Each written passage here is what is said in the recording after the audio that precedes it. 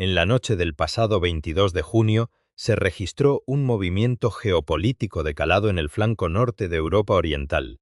cuando las autoridades de Bielorrusia procedieron a la desconexión de los repetidores de señal en su territorio, interrumpiendo de forma inmediata el corredor de navegación utilizado por las oleadas de drones rusos que operaban desde esa dirección. Este hecho neutralizó el eje de incursiones aéreas que durante meses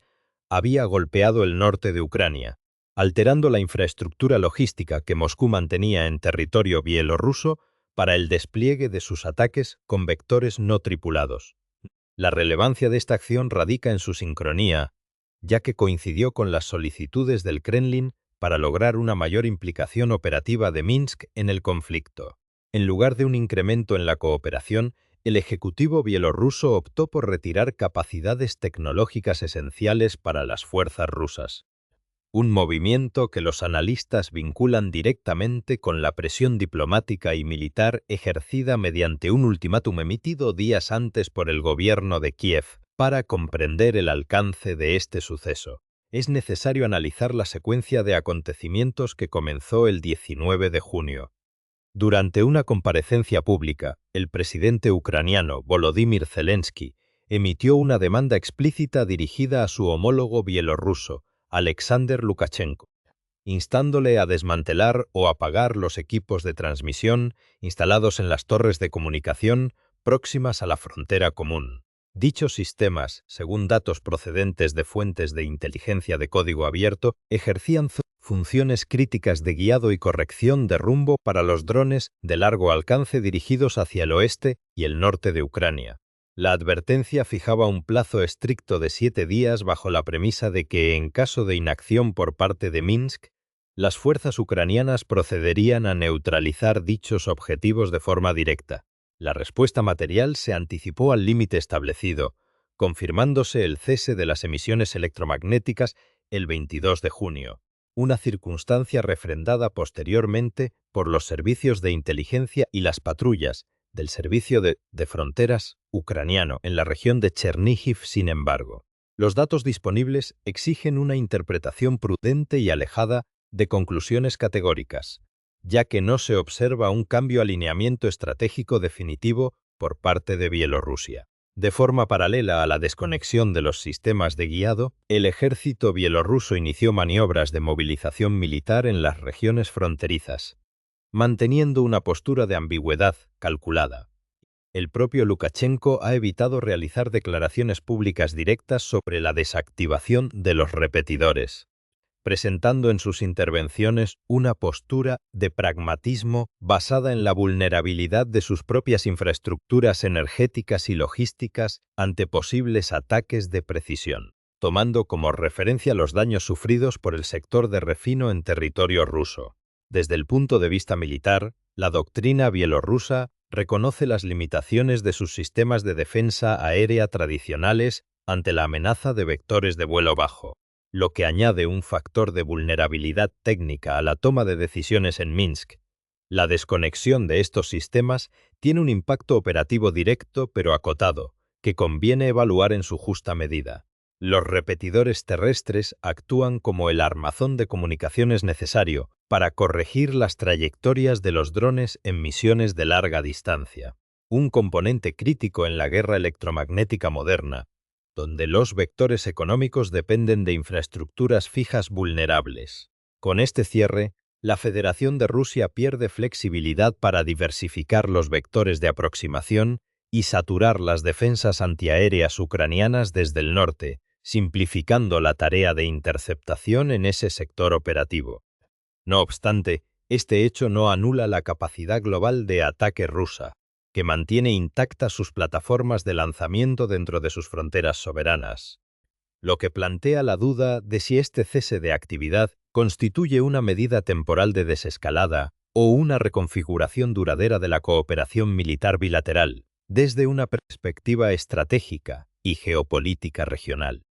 Este episodio adquiere un valor analítico que afecta de manera directa a los intereses de la Unión Europea y de la OTAN. Bielorrusia constituye el vector avanzado más importante de la presencia militar rusa hacia el flanco norte de la Alianza Atlántica y las fronteras comunitarias. El hecho de que las decisiones operativas en Minsk se hayan visto condicionadas por la disuasión de Kiev evidencia fisuras en los mecanismos de control que Moscú ejerce sobre sus aliados periféricos. Al mismo tiempo, los movimientos diplomáticos de Lukashenko, que incluyeron reuniones en Pekín encaminadas a obtener declaraciones de apoyo a la soberanía bielorrusa por parte de la República Popular China,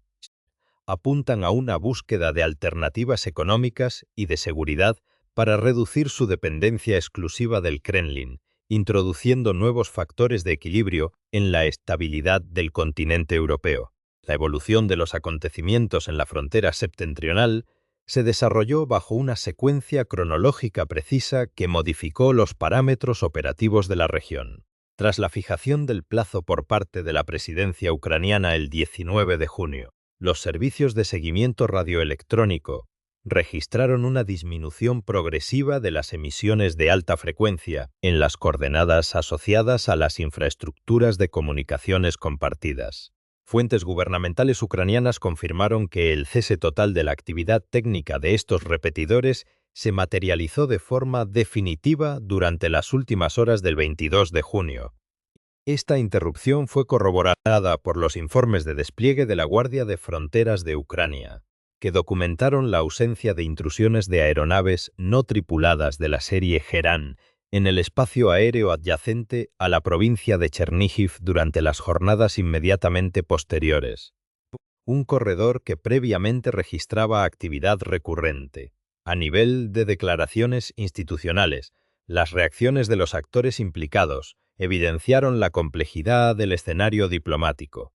El portavoz del Kremlin, Dmitry Peskov, calificó las exigencias y la presión de Kiev sobre el territorio de Bielorrusia como una injerencia externa y una vulneración de los principios de soberanía de los estados de la región. De forma casi simultánea, la administración rusa anunció la convocatoria de un encuentro bilateral de alto nivel entre los presidentes de Rusia y Bielorrusia con el objetivo de abordar la agenda de seguridad común y la coordinación técnica en el marco del Estado de la Unión. En el ámbito interno ruso, analistas de canales especializados en defensa y corresponsales militares señalaron de forma unánime que la infraestructura afectada pertenecía a nodos operativos vinculados a redes de comunicaciones de uso compartido, interpretando la desactivación como un contratiempo para la planificación de misiones de saturación de defensa aéreas en el flanco occidental. Por su parte, la postura oficial de Minsk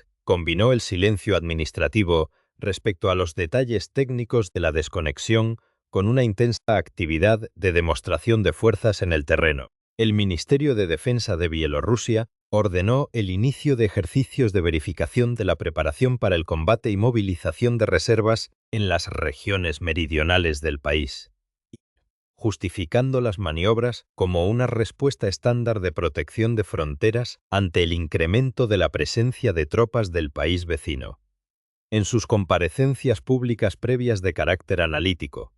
el liderazgo bielorruso ya había manifestado la complejidad de sostener una línea fronteriza de 1.500 kilómetros de geografía predominantemente llana y boscosa frente a un hipotético escenario de hostilidades abiertas, argumentando que las dimensiones del ejército regular bielorruso obligan a priorizar la disuasión defensiva y la preservación de los activos estratégicos nacionales, en especial la infraestructura energética y los centros de conectividad logística, en un plano más amplio de la situación. Este suceso coincidió con un periodo de tensiones estructurales y operativas para la Federación de Rusia en diferentes frentes de su despliegue internacional. Durante la misma semana, los informes de inteligencia militar indicaron que la península de Crimea y sus instalaciones aeroportuarias clave se encontraban bajo una persistente presión de sistemas de artillería de largo alcance y vectores de precisión, lo que obligó a las fuerzas rusas a redistribuir capacidades de defensa antiaérea hacia puntos neurálgicos como el puente de Kerch y los centros urbanos. Asimismo, la afectación continuada de refinerías en el interior del territorio ruso generó ajustes en el suministro y la distribución de combustibles en varias provincias. obligando a las autoridades a concentrar medios de protección avanzados en torno a la capital, lo que redujo la disponibilidad de dichos sistemas en las áreas periféricas de operaciones y acentuó las necesidades de coordinación con sus aliados directos simultáneamente. La órbita política y de alianzas del Kremlin registró dinámicas de cambio en el entorno europeo, destacando el anuncio de relevo institucional en Serbia por parte de la administración liderada por Aleksandar Vučić, un cambio condicionado por procesos de política interna y debates sobre infraestructuras civiles, pero con claras lecturas sobre la estabilidad de los apoyos tradicionales de Moscú en los Balcanes. A esto se sumaron reportes en medios de comunicación internacionales que señalaban reajustes en la percepción de los ciudadanos occidentales residentes en territorio ruso respecto a las condiciones generales de estabilidad y seguridad del país. Estos factores tangibles de presión logística, económica y política contextualizan la decisión adoptada en Minsk como un cálculo de gestión de riesgos, donde el gobierno bielorruso evaluó de manera prioritaria el coste de mantener el soporte técnico a los vectores rusos, frente a la posibilidad de sufrir represalias que afectasen de forma directa a su territorio, modificando temporalmente el equilibrio de fuerzas en la frontera norte. Para comprender el desenlace de la crisis de los repetidores, es imprescindible analizar los antecedentes estructurales que definen la relación entre Minsk y Moscú. Desde el año 2020, el gobierno de Alexander Lukashenko ha dependido de forma estrecha del respaldo político y económico del Kremlin para mantener la estabilidad interna de Bielorrusia. Esta dependencia se tradujo en la concesión de facilidades territoriales y logísticas para las Fuerzas Armadas rusas durante el despliegue inicial de 2022. Sin embargo, la doctrina de seguridad bielorrusa siempre ha procurado evitar la participación directa de sus tropas de línea en el frente de combate, manteniendo una sutil línea de separación entre el apoyo logístico defensivo y la beligerancia activa. La desconexión del 22 de junio representa la manifestación más evidente de este equilibrio, reflejando que la vulnerabilidad territorial de un país de dimensiones compactas y con una economía centralizada actúa como un límite objetivo a la subordinación estratégica hacia los planes operativos de la Federación de Rusia. Las implicaciones a medio y largo plazo de este movimiento técnico se extienden de manera directa al marco de la seguridad internacional, afectando el equilibrio de fuerzas en los flancos orientales de la Unión Europea y de la OTAN. Los países bálticos y Polonia, que comparten fronteras directas con Bielorrusia, siguen con detenimiento estos indicios de autonomía, ya que cualquier distanciamiento en la cooperación militar ruso-bielorrusa reduce la previsibilidad del peligro de provocaciones coordinadas en el estratégico corredor de Suwalki. Asimismo, la búsqueda de contrapesos diplomáticos por parte de Minsk mediante misiones oficiales a Pekín introduce a la República Popular China como un actor con intereses propios en la estabilidad de las rutas comerciales terrestres hacia el mercado europeo. Para la diplomacia comunitaria y atlántica, este escenario demuestra que la cohesión de las alianzas de Moscú no es monolítica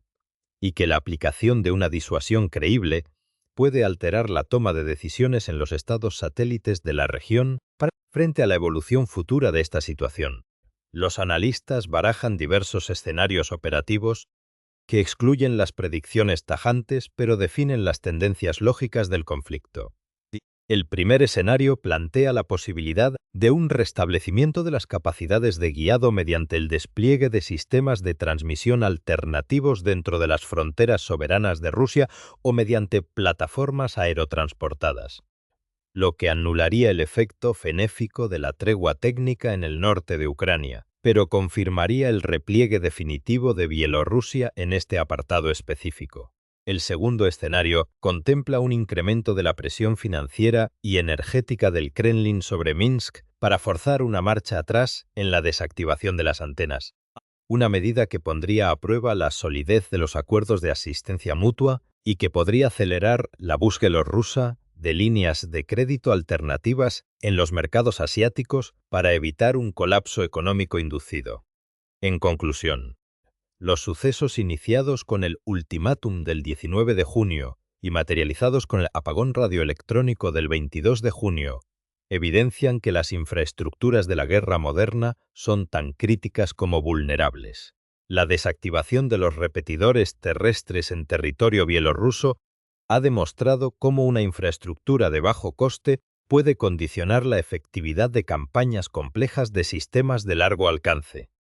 alterando la planificación táctica de una gran potencia sin necesidad de un enfrentamiento cinético directo en ese sector. Más allá del valor estrictamente técnico de la señal electromagnética, el episodio posee una profunda carga simbólica sobre los límites de la influencia y el desgaste de los mecanismos de disuasión tradicionales en el espacio postsoviético, abriendo un capítulo de incertidumbre sobre la evolución real del eje geopolítico entre Minsk y Moscú en los meses venideros. Llegados a este punto de análisis, queda abrir el debate para valorar las diferentes interpretaciones de lo sucedido en el flanco norte. ¿Qué factor consideran que tiene un mayor peso específico en la resolución de esta crisis? ¿El impacto operativo directo al cerrarse el corredor aéreo para las incursiones de vectores no tripulados, el efecto psicológico y la señal política de autonomía que emite Bielorrusia frente a las exigencias del Kremlin,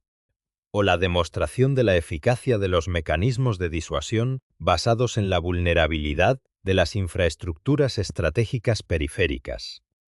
Les invito a dejar sus reflexiones y análisis detallados en la sección de comentarios de este vídeo. Para continuar recibiendo informes detallados, análisis internacionales neutrales y el seguimiento riguroso de la actualidad geopolítica con esta perspectiva analítica, recuerden suscribirse al canal y activar las notificaciones.